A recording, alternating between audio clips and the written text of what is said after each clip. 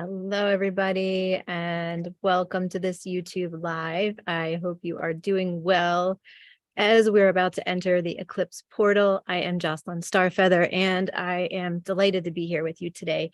And I wasn't sure if it would be possible to do a live broadcast about this eclipse or eclipses coming up, but it has turned out that I do have Wi-Fi here, so we're good to go. I am in the beautiful Blue Ridge Mountains, a bit north of Asheville, in a beautiful place. You can hear the wind chimes behind me, so enjoy the energy here. We want to bring as much calmness and self-care in at this time as we possibly can, because these eclipses in October 2023 are going to be quite intense. So I would love to hear how you're all doing. Whether you're watching live or watching this later as a recording, please go ahead and put in the comments, how are you feeling today? How are you doing? This is a really, really powerful portal that we're moving into. So let me share the chart for the first eclipse that we're going to look at, which, as I'm recording this on October 13th, this eclipse is going to happen tomorrow, October 14th. And let me just make sure all of my technology pieces are working properly. Okay, yes, looks good. Awesome. Okay, so we go to the chart. Now, this eclipse is going to happen on Saturday, October 14th at 1:55 p.m. New York time. So you will want to take a look at that in your own time zone and see what time it is for you. This is a ring of fire solar eclipse. Now, this is really interesting. The moon is going to line up very precisely right in between the sun and the earth, okay? And if the moon was closer to the earth, this would be a total solar eclipse. But because the moon is at one of its furthest possible points from the earth, and it's actually called a micromoon, it's the opposite of a supermoon, the moon appears smaller. The disk of the moon in the sky appears smaller than the disk of the sun. So it doesn't quite cover it all up. And there's a ring of light around the outside of the moon. And so if you're in a place on Earth, which would be somewhere in North America or South America, there are specific sites where you'll be able to see this eclipse in its totality. It's going to be quite a powerful sight to see that ring of fire solar eclipse in the sky. So as far as the chart goes here, we have the sun and the moon together at 21 degrees and 7 minutes of Libra. So this is a Libra new moon and solar eclipse. And you can see that the sun and moon are very, very close to the south node here. That's that upside down horseshoe shape at 24 degrees of Libra. And that is how we get eclipses. When the new moons or full moons occur very close to the north node or south node of the moon, that is what creates eclipses as seen from the earth. So this is our eclipse. Now, this eclipse is very, very closely conjunct to Mercury, okay? At 17 degrees of Libra, Mercury is only 4 degrees away from the sun and moon as they come together. And so this means that communication will be a focus during this eclipse. We want to be really, really careful what we're communicating. We want to be communicating with highest integrity. We want to make sure with Mercury and Libra that we're communicating based on our true values and what we really need, and not giving up too much of ourselves trying to please others or trying to make other people's lives easy, but then ending up over-promising or making our own life difficult. That's the shadow side of Libra, is feeling so much of what others are feeling that we give up too much of ourselves. So you want to make sure that what you're communicating during this eclipse time is in highest alignment with your own truth and with what you truly need. We also have Mars not very far away, and Mars has just moved into Scorpio at this point. Mars is very much at home in Scorpio. So this is a strong Mars. And so with that in mind too, during this eclipse time, we want to be sure not to be overly aggressive. That's the shadow side of Mars. Okay. We don't want to be too aggressive. We don't want to start confrontations. We don't want to be too hard on other people. Okay, so be gentle. Just be kind to yourself, be gentle to others. That's really going to be the best way to navigate this eclipse. And because the energies are so intense, one of my biggest recommendations for the whole month of October, because we have two eclipses here, October 14th and October 28th, that are both going to be very intense. My biggest recommendation to you for this month is get lots and lots of self-care. That is really important. Tend to your needs. If you have big projects happening, if you're needing to put a lot of energy out into the world for your work or for something important that you're doing, give it your all. Absolutely give it your all. If it's already something that's running and up and running and moving along, you want to really make it the best it can be, because this is such a powerful time to be launching or creating something. But to take really good care of yourself, make sure that you're not getting exhausted in that process. Now, really importantly, this solar eclipse and the nodes, so we have the south node here, we have the north node here at 24 degrees of Aries, south node at 24 degrees of Libra. All of these are in a square to Pluto. Pluto is here at 27 degrees of Capricorn. This square from Pluto is what makes this eclipse particularly difficult. Now, Pluto has been square to the north and south node for most of this year, really starting in February, and then especially strongly ever since about May, when we had our previous set of eclipses, end of April, beginning of May. This Pluto square to the nodes has been very, very strong. Now, this creates tension. Always a square creates tension, but with Pluto involved, this is really about what do we need to let go of? What do we need to let die so that we can be born into a new way of being, a new way of living our lives? And so Pluto is asking us some really tough questions at this time. So, think about the patterns in your life that are just not working for you anymore. Think about maybe a job or a relationship or other scenarios in your life that are really not working anymore.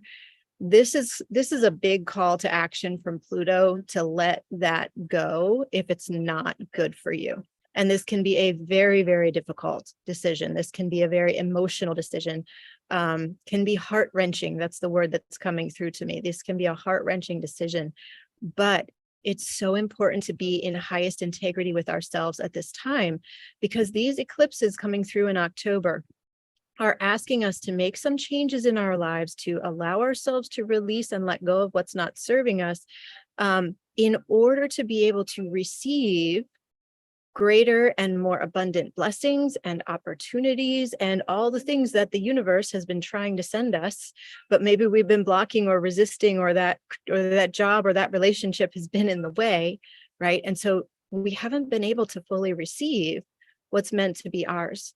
And so October is really a big decision point for all of us, where we need to find out what is in highest integrity with our hearts, with our truth, with our soul, okay, with what we know on the very deepest levels of our being, and how can we take action to release anything that is not aligned with that, and to step into greater alignment with that which we know to be true. And so these could be tiny little steps that you take. It could be a big leap that you take. In your heart what is needed. So this is the really big invitation from this eclipse, is to look into your heart, find out what is there, what is calling out to you, what needs to be let go of, or what do you need to open up to so that you can receive. Another thing that we have going on at the same time as this eclipse is we have over here in Taurus, Jupiter at 13 degrees of Taurus, Uranus at 22 degrees of Taurus. These planets are getting very close together. They are lining up to have a very powerful conjunction in the middle of April 2024, where Jupiter and Uranus will be together at 21 degrees of Taurus right here. Now, we're already in the energy of this conjunction. It will be strongest in April. April will be the epicenter of that conjunction between Jupiter and Uranus, but we're already feeling it right now. So let me tell you a little bit about that, because you really want to be aware of this energy. So Uranus stands for our liberation. okay, our freedom. Wherever in our lives we feel trapped, we feel stuck, we feel like we are locked in a cage, Uranus wants to set us free. And he doesn't mess around. You know, Uranus will really shake things up. Uranus is very electric, very surprising. Uranus will create things that we never saw coming. You know, this is part of what's happening on the bigger global stage. There are these very, very horrific tragedies which are occurring, which are shocking and which are really, really difficult. Okay, but this is a very Uranian thing that happened in the country of Israel, that the military was taken by surprise, and this attack occurred, and more attacks have been occurring. And so let's all pause for a moment and send prayers. This is never what we would want to be happening in the world, anywhere in the world. And let's just gather our hearts together and send prayers to those who are suffering at this time.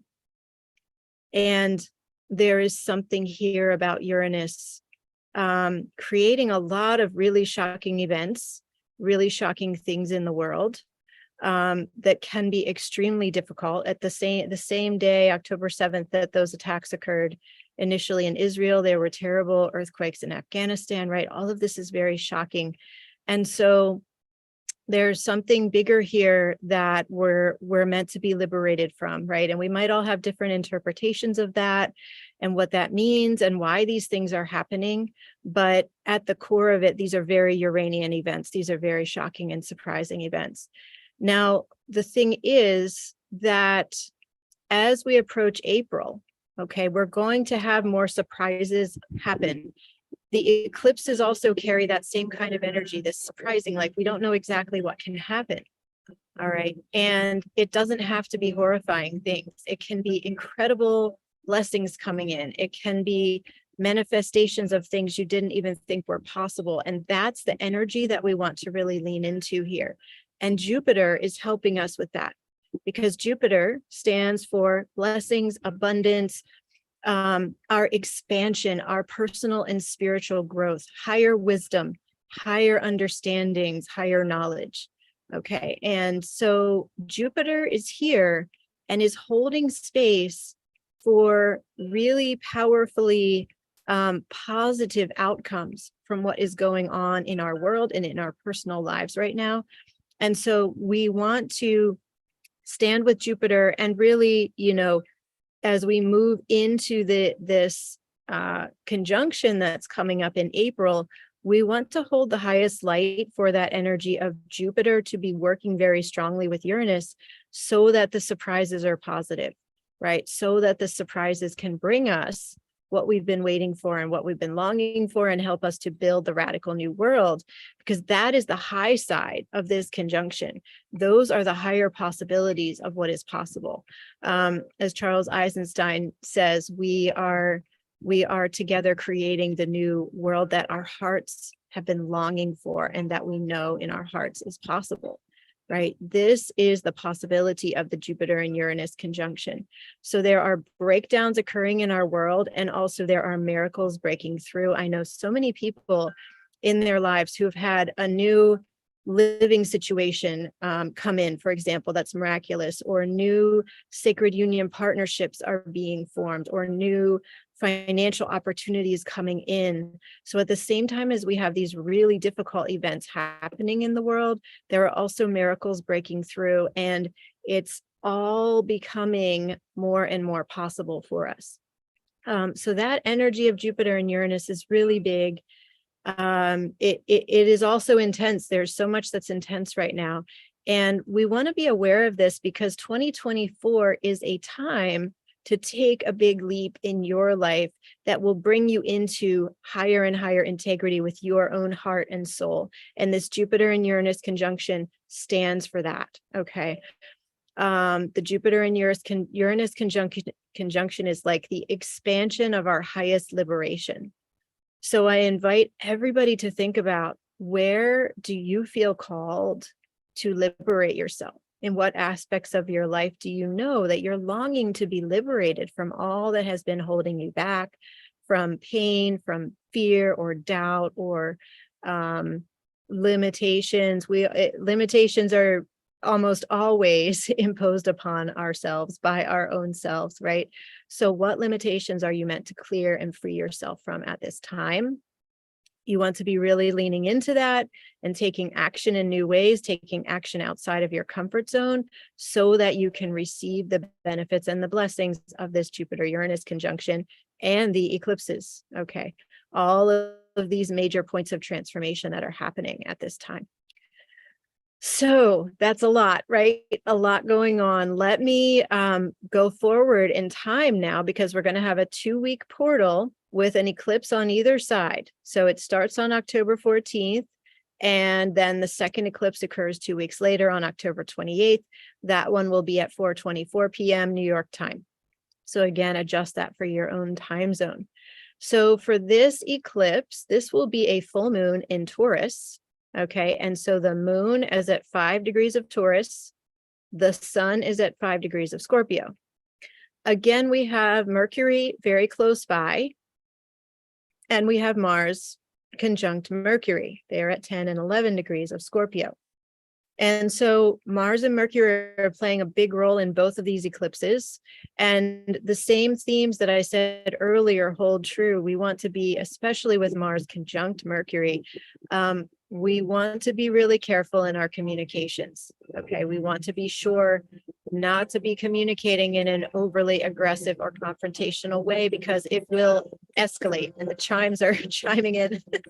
So be careful with your communications. If you have a tough message to give, maybe wait until after the eclipse portal is done, right? Or if there's a big conversation you've been wanting to have that you think might become confrontational, don't have it in the eclipse portal. Wait until November.